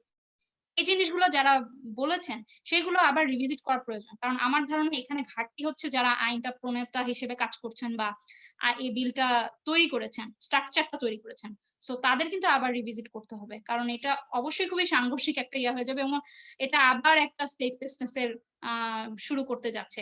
বাংলাদেশ ইটসেলফ এখনো এই রোহিঙ্গা ইস্যুতে অনেক প্রবলেম ফেস করছে। কারণ যেহেতু সে 1951 সালের যে কনভেনশন সেটার সিগনেটরি না, সেই কারণে সে রিফিউজি স্ট্যাটাস দিতে পারছে না। আবার এট দি সেম টাইম রিপ্যাট্রিয়েশনের প্রসেসটা কমপ্লিটলি হল্ট হয়ে আছে মিয়ানমারে। এবং আমি বলবো যে আমার ব্যক্তিগত উপলব্ধি হচ্ছে মিয়ানমারে এই মুহূর্তে যে কু হচ্ছে, সেগুলো এক অর্থে এই রোহিঙ্গাদের যে ফেরত না নেওয়া সেইটারই এক ধরনের প্রক্রিয়া, এবং এটা তাদের একটা পলিসি। সেটার মাধ্যমে কু করে একটা লম্বা সময় এটা থেকে ডিসট্যাচ থাকার চেষ্টা। হ্যাঁ, তো সেখানে কিন্তু বাংলাদেশ একটা খুব ক্রিটিক্যাল একটা সিচুয়েশনে এখনো আছে, যে রোহিঙ্গাদেরকে আসলে তারা আগামী 5-10 বছরে কি করবে। কারণ এটা তো সেই 1978 সাল থেকে রোহিঙ্গারা কনস্ট্যান্ট আমাদের বাংলাদেশি টেরিটরিতে আসছে পারসিকিউটেড হয়ে। সো এটা কিন্তু একটা নেভার এন্ডিং সিচুয়েশন তৈরি হয়ে যাচ্ছে। সেই ক্ষেত্রে ইংলিশ স্পিকিং কমিউনিটিদেরকে যেখানে অলরেডি আমরা কনস্টিটিউশনাল গ্যারান্টিজ দিয়ে দিয়েছি, সেখানে আলটিমেটলি আর মানে সেই রকম ভাবে নতুন কোনো প্রবলেম ক্রিয়েট না করে, বরং যে বিলটি এই মুহূর্তে প্রস্তাবনায় আছে সেটাকে আবার রিভিজিট করা খুব বেশি প্রয়োজন। আর আরেকটা যে বিষয়, যেটা আমি তো অলরেডি বলেছি, যে আমাদের আন্তর্জাতিক আইনে বিশেষ করে ইউডিএচআরও কিন্তু এক্সপ্লিসিট ওয়েতে সিটিজেনশিপের কথাটা বা কনসেপ্টটা নিয়ে বিশেষ বিস্তারিত আলোচনা করা নাই। এই কারণেই কিন্তু এটা একটা লুপহোল হয়ে দাঁড়িয়ে গেছে, এবং বিভিন্ন রাষ্ট্র বিভিন্নভাবে নিজেদের সিটিজেনশিপ রাইটসটাকে ব্যাখ্যা করার সুযোগ পাচ্ছে, এবং সেটার ভুক্তভোগী কিন্তু অন্যরা হচ্ছে। এবং সেই কারণেই আসলে একটা বড় ধরনের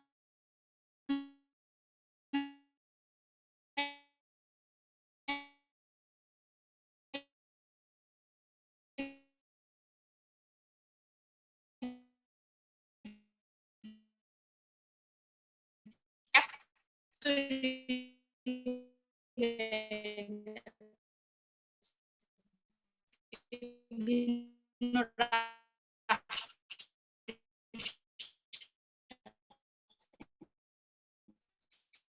নাগরিকত্বের মোটামুটি সবাই এক, কিন্তু যখন প্রত্যেক প্রশ্নে কিন্তু আবার সবার মধ্যে দিতে হবে। কিন্তু এই যে স্টেটলেসনেস সমস্যাটা বিভিন্ন জায়গায়। হ্যাঁ, এখন আপনাকে শোনা যাচ্ছে। হ্যাঁ, আর কোনো কি প্রশ্ন আছে? আচ্ছা, হ্যাঁ। আর কারো যদি না থাকে, আমার একটা প্রশ্ন, মানে একটা জিজ্ঞাসা ছিল আর কি। সেটা হচ্ছে যে স্টেটলেসনেস হচ্ছে আপনার মানে ইস্টার্ন ইউরোপিয়ান বিভিন্ন কান্ট্রি, যেমন স্লোভাকিয়াতে তারা হচ্ছে স্টেটলেসনেস কে অন্যভাবে কি বলে যে অ্যাপ্রোচ করেছে, যে তারা হচ্ছে স্টেটলেস একটা স্ট্যাটাসই তৈরি করেছে একটা নাগরিকদের মধ্যে, যারা কিনা স্টেটলেস, যাদেরকে বলাই হয় স্টেটলেস, তাদের পাসপোর্টও দেওয়া হয় স্টেটলেস পাসপোর্ট, তাদের সব ধরনের ডকুমেন্ট থাকে স্টেটলেস। তো আমরা বাংলাদেশে কি আমরা ওইরকম একটা অ্যাপ্রোচ নিতে পারি, বা বাংলাদেশে কি ওটা ফিজিবল হবে অ্যাপ্রোচটা?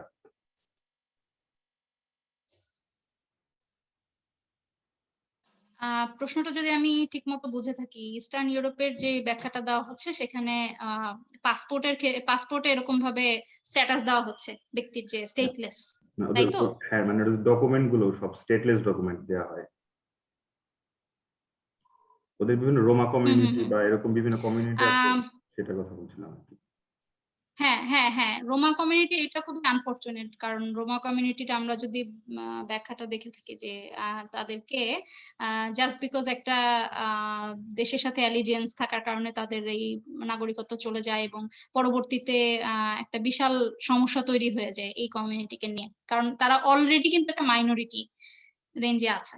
আচ্ছা, বাংলাদেশে আমার মনে হয় না এরকম সম্ভাবনা আছে, কারণ বাংলাদেশে যে এক্সিস্টিং ল আছে সেগুলোর প্রেক্ষিতে মানে প্রত্যেককে এরকম ভাবে এনআইডি দেওয়া হচ্ছে, এবং সেটা সেটা ছাড়াও পাসপোর্টেও কিন্তু সেরকম ভাবে উল্লেখ করার সুযোগ নাই বাংলাদেশি ল এর আন্ডারে যদি আমরা দেখি।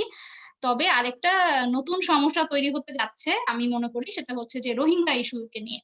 অর্থাৎ এখন যারা ক্যাম্পে অবস্থান করছে তারা কিন্তু বাংলাদেশ থেকে একটা কার্ড পাচ্ছে, আইডেন্টিটি কার্ড, এবং সেখানে তাদের সবকিছু লেখা আছে। এখন লং টার্মে যদি রোহিঙ্গাদের এখানে অবস্থান করতে হয় এবং তারা যদি রিপ্যাট্রিয়েটেড না হয়, তখন আসলে বাংলাদেশ গভর্নমেন্ট এটাকে কিভাবে ব্যাখ্যা করবে সেটা আসলে দেখার বিষয়। কারণ আমরা কিন্তু এখন পর্যন্ত ওই যে যেটা বললাম যে ক্যাম্পের ভেতর যেসব শিশুরা জন্মগ্রহণ করছে তাদেরকে কিন্তু আমরা বাংলাদেশি স্ট্যাটাস এখনো দিই নাই, এবং আমরা এখনো তাদেরকে বলে যাচ্ছি মিয়ানমারের। অথচ আমাদের বাংলাদেশের যে ল বা আমরা যে প্রিন্সিপাল গুলো ফলো করি সেটার অনুযায়ী কিন্তু সেইখানে ক্যাম্পের টেরিটরিতে অবস্থান করা এবং সেখানে জন্মগ্রহণ করা মানেই হচ্ছে যে আমাদের এখানকার নাগরিক হিসেবে সে বেড়ে উঠবে। তো এই ধরনের কমপ্লেক্সিটিস কিন্তু আছে, এবং এগুলো নিয়ে কিন্তু কথাবার্তা খুব কম হচ্ছে। আমরা যতটা মিয়ানমারের মিয়ানমারের কি বলবো রিপ্যাট্রিয়েশন বলি, না রিপ্যাট্রিয়েশন না, আসলে মিয়ানমারের যে অ্যাট্রোসিটিস গুলো ঘটে গেছে রোহিঙ্গাদের এগেনস্টে এবং এখন বর্তমানে যে অবস্থা, সেগুলো নিয়ে আমরা যতটা আলোচনা করছি, যত বিষয় নিয়ে বিস্তারিত আলাপচারিতা হচ্ছে, সেরকম ভাবে কিন্তু এই যে তাদের নাগরিকত্ব এবং তাদের যে রিপ্যাট্রিয়েশনের প্রসেস, এগুলো নিয়ে কিন্তু খুব বেশি কথাবার্তা হচ্ছে না। এটা কমপ্লিটলি দেখা গেছে মিনিস্ট্রি কেন্দ্রিক বা কিছু এক্সপার্ট যেগুলো নিয়ে আলোচনা করছেন। বাট ফার্দার যে এখানে আরো অনেক ধরনের প্রবলেম ফেস হতে পারে সেগুলো নিয়ে কিন্তু আমরা কথা বলছি না, এবং সেগুলো নিয়ে আসলে কথা বলা প্রয়োজন। আদারওয়াইজ এই যে 2016-র মতো বিল যদি এসে যায়, তাহলে কিন্তু তারাই কিন্তু অনেক বড় ক্ষতিগ্রস্ত হবে। তারা অলরেডি কোনো কোনো ক্ষেত্রে স্টেটলেস হিসেবে স্বীকৃতি পাচ্ছে, আবার সে যে ভূখণ্ডে এসে পার্সিকিউটেড হয়ে অবস্থান করছে সেখানেও কিন্তু সে অনেক ধরনের ডিসক্রিমিনেশনের মুখে পড়তে পারে ভবিষ্যতে। তো আমাদের কিন্তু আইনের ব্যাখ্যা করাটা খুব জরুরি, এবং সেগুলো নিয়ে আলোচনা হওয়াটাও খুব বেশি জরুরি। আর কারো যদি কোনো কোশ্চেন থাকে তাহলে করতে পারে। সবাই কি সব বুঝে গেছে নাকি আদৌ আছে? বুঝতে পারছি না তো।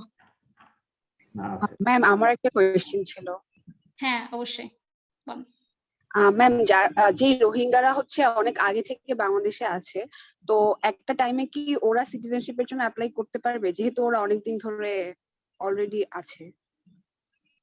আচ্ছা, আমি তো এটাই বলছিলাম যে ক্যাম্পে অবস্থান করা একজন শিশু যখন সে বাংলাদেশের টেরিটরিতে জন্মগ্রহণ করছে, সে যেরকম নাগরিকত্ব পেতে পারে, ঠিক সেরকম ভাবেই বাংলাদেশে একটা লম্বা সময় ধরে যেই রোহিঙ্গা ইন্ডিভিজুয়ালসরা থাকছে সেই 1978 সাল থেকে তো অনেকেই থাকছে, এবং এখন তো অনেকে বাংলাদেশি নাগরিকত্ব পাওয়ার জন্য অনেকে দেখা গেছে ওই সিএইচটি কমিউনিটিতে অনেকে বিয়েও করেছে, এরকম ওগুলো কিন্তু এভাবে বেড়ে উঠছে। কিন্তু এটা এখনো খুব ক্রিটিক্যাল একটা আলোচনার বিষয়, এবং আমার মতে এটা অবশ্যই কনস্টিটিউশনাল গ্যারান্টিজ যদি আমি প্রোভাইড করতে চাই, বা আমাদের যেসব এক্সিস্টিং নাগরিকত্ব আইন আছে তাদেরকে অবশ্যই আমরা রোহিঙ্গাদেরকে যারা এখানে অনেক লম্বা সময় ধরে অবস্থান করছে এবং জন্মগ্রহণ করেছে তাদেরকে আমরা অবশ্যই সেটা দিতে পারি।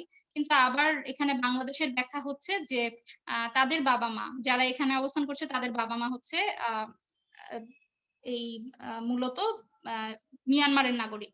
এবং আমি যেটা বলেছিলাম যে সিটিজেনশিপ রাইটস প্রোভাইড করার ক্ষেত্রে বাংলাদেশ রাষ্ট্র হিসেবে দুইটাই রিকগনাইজ করে, দুইটা প্রিন্সিপালি জাস্ট সলি জাস্ট স্যাঙ্গুইনি দুইটাই রিকগনাইজ করে, বাট এটাও তাদের ডিসক্রিপশন যে তারা আসলে কোনটাকে কনসিডার করবে একজন ব্যক্তিকে সিটিজেনশিপ রাইট দেওয়ার ক্ষেত্রে। সো এই হচ্ছে মানে ডিলেমার জায়গাটা। তবে মানে লং টার্মে আমার মনে হয় না বাংলাদেশ তাদেরকে বাংলাদেশের নাগরিক হিসেবে স্বীকৃতি দিবে বা তাদেরকে সিটিজেনশিপ রাইটস গুলো দিবে, কারণ যেহেতু এখন বর্তমানে এই 2017-এর যে ইনফ্লাক্স হলো সেটার কারণে একটা লম্বা সময় ধরে বিশাল সংখ্যক রোহিঙ্গা কমিউনিটি আমাদের এখানে অবস্থান করছে পারসিকিউটেড হয়ে, এবং তারা রিপ্যাট্রিয়েশনের অপেক্ষায় আছে। ভাষান্তরেও তাদেরকে টেম্পোরারিলি শিফট করা হয়েছে। সো এখন পর্যন্ত রাষ্ট্রের পলিসি হচ্ছে তাদেরকে রিপ্যাট্রিয়েট করবে, এবং যতক্ষণ পর্যন্ত রিপ্যাট্রিয়েট না করা হয় তারপরে কিন্তু ততক্ষণ পর্যন্ত কিন্তু আমরা বলতে পারছি না রাষ্ট্রের আসলে পলিসি কি, তারা কি আদৌ সিটিজেনশিপ রাইট পাবে বাংলাদেশের গভর্নমেন্টের কাছ থেকে নাকি পাবে না। সো মেইন এখন গভর্নমেন্টের পলিসি হচ্ছে রিপ্যাট্রিয়েশন, এবং রিপ্যাট্রিয়েশন করার পরে সেটা 5 বছর লাগুক 10 বছর লাগুক ততদিন পর্যন্ত কিন্তু বাংলাদেশ তাদেরকে নাগরিকত্ব দিবে না, এটা ফর শিওর। এবং রিপ্যাট্রিয়েশন হয়ে যাওয়ার পরে তারপরেও যদি তারা অবস্থান করে বা বাংলাদেশের যদি কোনো নির্দিষ্ট অন্য কোনো পলিসি ইমার্জ করে তখন হয়তো বা এরকম একটা সম্ভাবনা আছে। তবে আমি ব্যক্তিগতভাবে মনে করি তারা বাংলাদেশ গভর্নমেন্ট কখনোই তাদেরকে নাগরিকত্ব বা সুবিধা দিক সিটিজেন হিসেবে সেটা দিবে।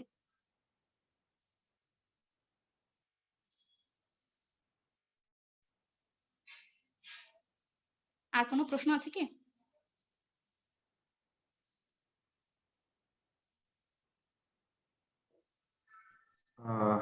আমার মনে হচ্ছে আর কোনো কোশ্চেন নেই, তাহলে আমি শেষ করে দিই, কনক্লুশনে চলে আসি। ফার্স্ট অফ অল অনেক ইনফরমেটিভ একটা সেশন ছিল, এটার জন্য ধন্যবাদ আপনাকে যে আপনি আপনার মূল্যবান টাইম আমাদের একটা লেকচার দিলেন এই সিটিজেনশিপ অ্যান্ড স্টেটলেসনেস নিয়ে। অ্যান্ড আমি জাহাঙ্গীরনগর ইউনিভার্সিটি ল ডিপার্টমেন্টের স্টুডেন্টদের পক্ষ থেকে আপনাকে থ্যাংক ইউ দিতে চাই। যেহেতু আমরা মানে এটা ভার্চুয়াল হচ্ছে এই জন্য আমরা আপনাকে কোনো টোকেন অফ অ্যাপ্রিসিয়েশন দিতে পারলাম না, কিন্তু প্লিজ টেক আওয়ার লাভ। ঠিক আছে, so thank you for coming today and thank you for giving the lecture. আশা করি যে ভবিষ্যতে আপনার খুব শীঘ্রই আপনার আরো কয়েকটা বই বের হবে, আমরা আশা করবো যে ওই বইগুলো আমরা যেন কোনো একটা লেকচার আয়োজন করতে পারি, সেটা আমাদের আশা থাকবে। আর থ্যাংক ইউ। আর আপনার হ্যাঁ আপনার মেল আইডি দিয়ে দিয়েছেন, থ্যাংক ইউ। আর হচ্ছে আপনার যে স্লাইডটা আমাকে দিয়ে দেন, আমি সবাইকে স্লাইডটা শেয়ার করে দিব, সমস্যা নেই। So we can আমি হয়তো এখান থেকেই দিয়ে দিতে পারি, সেটা কি করব? হ্যাঁ এখানেও দিতে পারেন, সমস্যা নেই, আপলোড করে দিন। আচ্ছা আমি তাহলে এখানেই দিয়ে দিচ্ছি, সবার সুবিধা হবে তাহলে।